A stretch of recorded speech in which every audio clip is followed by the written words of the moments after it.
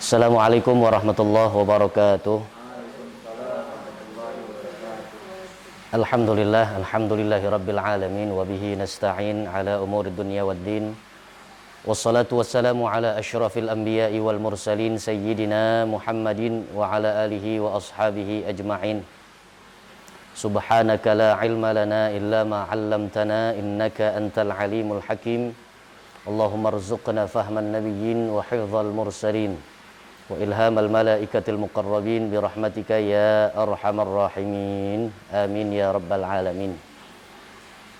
Puji serta syukur kehadirat Allah Subhanahu wa taala pada kesempatan sore hari ini. Alhamdulillah Allah berikan izin dan kenan untuk sama-sama kita bersilaturahim, kita bertatap muka, bermuwajahah dalam rangka pendekatan diri kepada Allah dalam kemasan majelis ilmu, dalam satu kemasan yang disebut dengan menuntut ilmu, yang ini adalah juga merupakan satu kewajiban atas kita umat Islam yang diperintahkan oleh Allah Subhanahu wa taala. Saya ingin menyampaikan tentang diskursus kita tentang surah apa Pak tadi Pak? Surah Al-Bayyinah ayat yang ke-7 ya. Inna akramakum indallahi atqakum. Al-Bayyinah ayat yang ke-7. Al-Bayyinah ini surah yang ke-98. Kalau kita melihat ini ayat Al-Bayyinah yang artinya adalah pembuktian. Al-Bayyinah secara terjemah artinya adalah pembuktian. Di ayat yang ke-7 Allah Subhanahu wa taala mengatakan ulaika hum khairul bariyah. Adalah mereka sebaik-baik makhluk Allah. Kalau kita melihat bahwa ulaika hum khairul bariyah ini belum menjadi kalimat yang sempurna. Ada sesuatu yang harus kita telusuri sebelum desisi Allah keluar. Pernyataan Allah. Ini pernyataan Allah. Satu penilaian dari Allah Subhanahu wa taala. Ulaika hum khairul bariyah. Mereka adalah sebaik-baiknya makhluknya Allah. Kita telusuri ternyata di pangkal ayat ke-7 Allah awali dengan innalladzina amanu wa amilus solihati ulaika hum khairul bariyah. Ternyata dua kelompok yang dikatakan oleh Allah sebaik-baik makhluk. Siapa mereka? Amanu.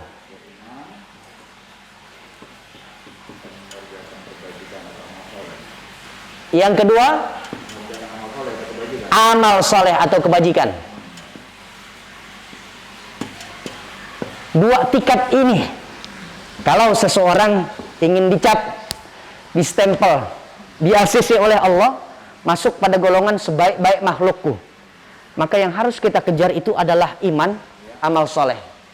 Betapa hebat orang yang beriman. Kata Allah, hebat beriman, hebat beriman. Sampai-sampai Nabi katakan begini. Jibril datang di hadapan Rasul, ya Muhammad, man mata min ummatika yashhadu an la ilaha illallah wa anna Muhammadar Rasulullah.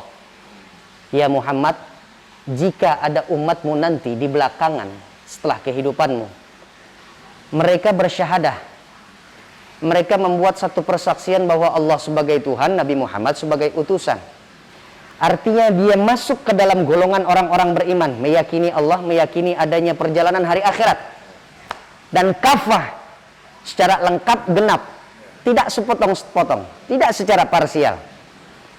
Keimanan itu dianggap oleh Allah Subhanahu wa taala sebagai tiket pertama untuk dia mencicipi surganya Allah Subhanahu wa taala. Jadi nikmatnya kita orang beriman adalah sudah mendapatkan satu garansi dari Allah, tempat terakhir dan balik kampung kita untuk selamanya yang nggak balik lagi ke dunia adalah tempatnya surga. Man mata min ummatika yashhadu an la ilaha illallah. Kalau ada umatmu yang meninggal dunia, wafat dia ucapkan syahadatain sampai dia penghujung hayatnya masih tetap beriman, dakhalal jannah, dipastikan oleh Allah dia akan masuk surga. Wa in zana wa in sarak. Tapi umatku ini manusia, tempatnya lupa, tempatnya salah, tempatnya ya harap dimaklum, namanya manusia, tempat kekeliruan. Bagaimana kalau dalam catatan sejarah atau riwayat kehidupannya dia pernah mencuri, dia pernah berzina? Disebutkan dalam hadis tersebut dua amalan yang dianggap oleh Nabi ini adalah yang paling buruk, mencuri, mengambil hak orang lain.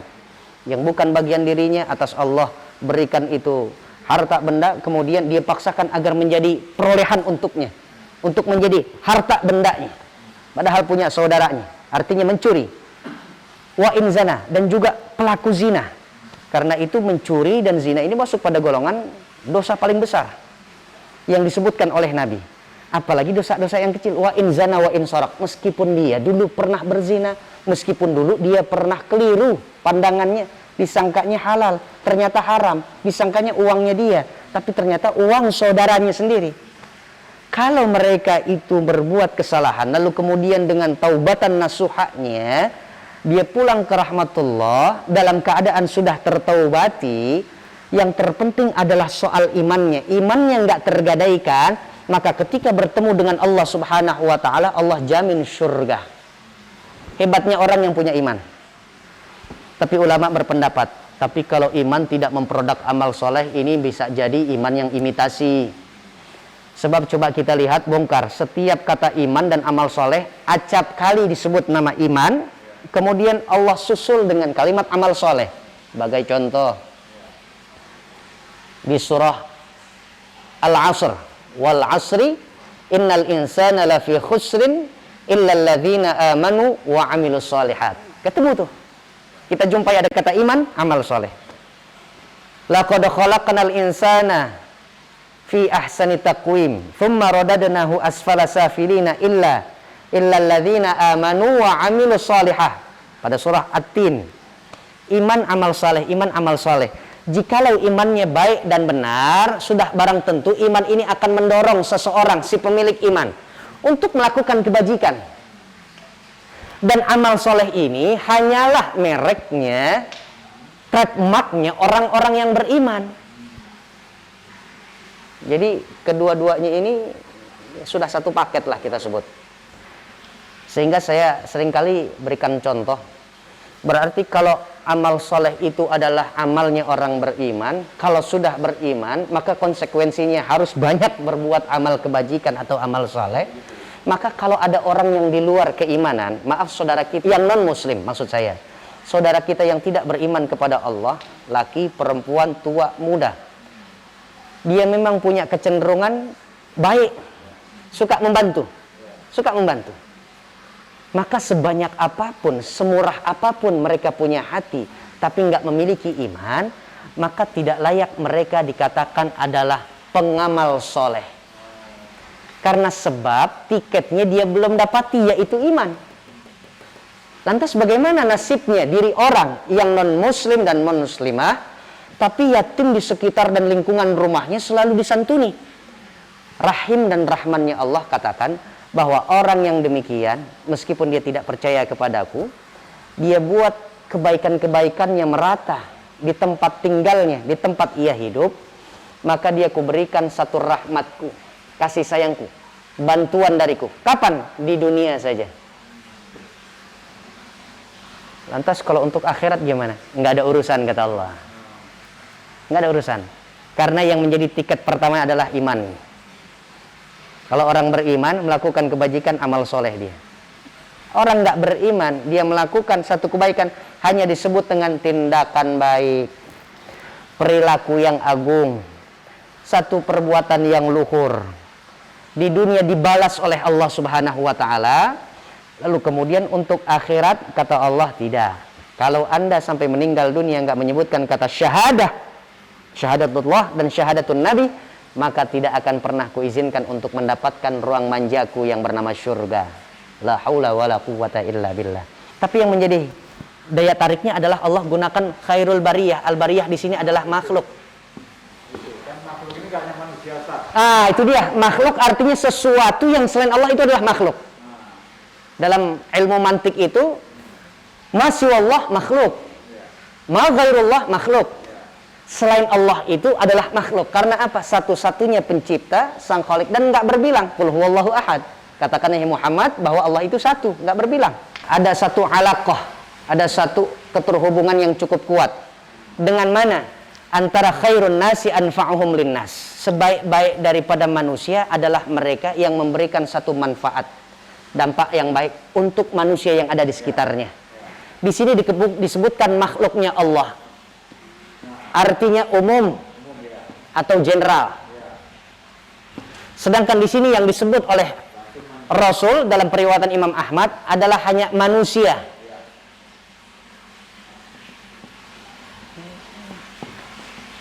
Hewan? Tidak. Pepohonan? Tidak. Jin? Tidak. Jadi ini terkaitannya adalah inna akramakum indallahi atqakum. Ayat ini dengan hadis ini baru ada keterikatan yang sama. Sedangkan ini disebutkan oleh Allah adalah soal makhluk. Saya ingat benar. Ini ketika saya dengarkan, saya punya guru memberikan penjelasan bahwa setiap kita memiliki potensi untuk berbuat kebaikan. Ingat, makhluk Allah bukan hanya manusia. Ada seorang ulama yang begitu hebat, masyhur pada zamannya, banyak amal solehnya, lalu kemudian dia masuk dalam alam barzahnya, mendapatkan kenikmatan oleh Allah Subhanahu wa Ta'ala, bukan karena amalannya yang berat-berat. Ternyata karena memang amalannya yang dia lakukan secara ikhlas, tulus, dan luhur dia punya hati. Rasa santun itu dia salurkan kepada makhluknya Allah yang kecil, yaitu hewan. Kucing kecil dibantu oleh Syekh Sibli ketika itu, sehingga berbalaslah rahmatnya Syekh Sibli yang diberikan kepada anak kucing, yang ketika itu memang betul-betul butuh pertolongan daripada manusia. Siapapun yang melihat dirinya, dia sangat memohon, tolong, ada nggak sesuatu yang bisa saya makan? Saya kedinginan, paling tidak selimut. Kalau bisa dia berbicara, dia akan berbicara seperti halnya manusia. Tapi ketika sudah dia berbuat hal yang baik, bukan hanya kepada manusia, tapi kepada hewan, kucing Allah, ciptaan Allah yang, ya Allah, kita kadang-kadang melihat kucing-kucing di kampung kita begitu, nggak ada nilainya. Padahal di situ ada ladang ibadah sesungguhnya. Ada ladang ibadah sesungguhnya.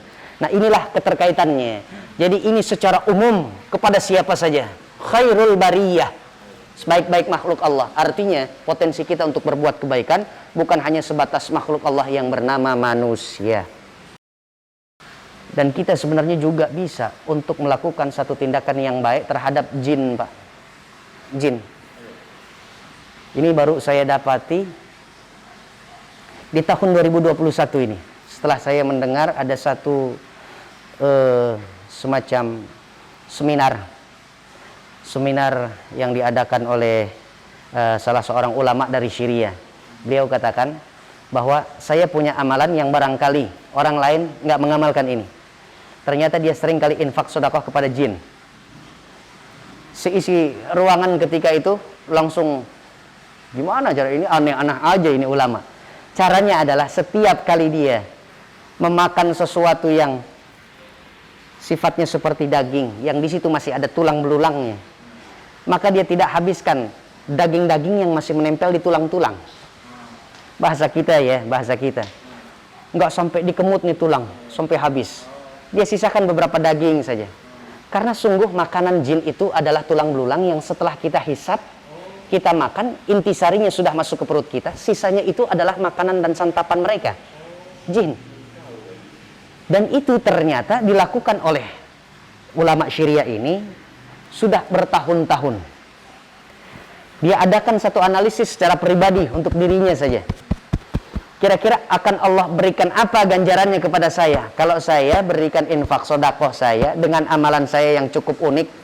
Dia yakini bahwa dia, barangkali cuma dia, satu di antara sekian banyak makhluk Allah.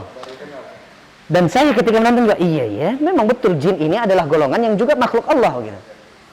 Dan juga jin diberikan oleh Allah perintah untuk sama-sama kita menuntut daripada keridhaan Allah, artinya beribadah kepada Allah. Wa ma khalaqtul jinna wal insa illa liya'budun. Tidaklah aku ciptakan, kata Allah, dari golongan jin dan manusia. Berarti ada makhluk Allah yang bernama jin. Lantas bagaimana makannya, bagaimana kepedulian kita, jarang Allah kita pikirkan. Tapi dia sampai gitu. Nah, sampai akhirnya saya katakan ulaika hum khairul bariyah, masuklah di sini. Hewan. Ini saya lihat jin, saya lihat juga ada pepohonan. Ada orang yang ternyata mati suri, Pak. Ketika dia mati suri, namanya mati suri, kembali lagi dia ke dunia. Lalu kemudian biasanya ada kisah-kisah yang dia bongkar itu. apa saja yang sudah dialami. Ternyata dalam bongkaran film, ketika dia sudah dipanggil oleh Allah, kemudian diberikan kesempatan lagi untuk kembali ke dunia, untuk memperbaiki dia punya sisi kehidupan yang mungkin banyak kesalahannya, ternyata yang dia dapati adalah putaran film dari Allah yang dia saksikan pada saat dia hanya menyiram tanaman yang ada di rumahnya saja. Sampai akhirnya dia konklusikan, dia simpulkan bahwa amalan ini yang ternyata memberikan kesempatan kepada saya untuk saya benahi lagi sisi kehidupan ibadah kepada Allah Subhanahu wa taala. Isinya cuma kegiatan dia yang ada semacam gayung begitu ya untuk menyiram tanaman. Itu aja yang dilihat. Yang dia lihat adalah dirinya dia ketika dia menyiram tanaman di depan rumahnya aja. Khairul bariyah. Secara umum disebut al-bariyah, disebut itu adalah makhluknya Allah. Golongan apapun. Hewan, pepohonan, jin. Keterikatan antara ini hadis dengan inna akramakum indallahi atqakum, sebaik-baik dari kalian itu bukan karena memang bangsanya, bukan darah birunya, bukan karena anak siapa. Biasanya Arab ini selalu berbangga-bangga dengan keturunannya, datuk-datuknya, ya. Karena itu pada saat orang atau bangsa Arab berbangga-bangga dengan keturunan dan famnya, marganya, datang Salman Al-Farisi. Salman Al-Farisi mengatakan, saya Salman Al-Farisi Ibnul Islam. Yang disebut adalah Islam ajarannya. Dia nggak berbangga dengan datuk-datuknya. Nah, ini menjadi kisah yang baik untuk kita katakan bahwa sebaik-baik orang itu adalah yang memberikan hal yang bermanfaat untuk orang lain, lalu kemudian yang paling baik di antara kalian itu adalah ketakwaan. Masuk dalam rangkaian takwa adalah memberikan sesuatu yang dibutuhkan oleh orang lain. Keterikatannya ini dengan inna akramakum indallahi atqakum, adapun ini dengan ini ada perbedaan. Di mana perbedaannya? Soal umum dan khusus saja. Ayat ini berbicara umum, siapapun makhluknya Allah. Ini mengatakan khusus untuk diri manusia saja. Wallahu alam bishawab.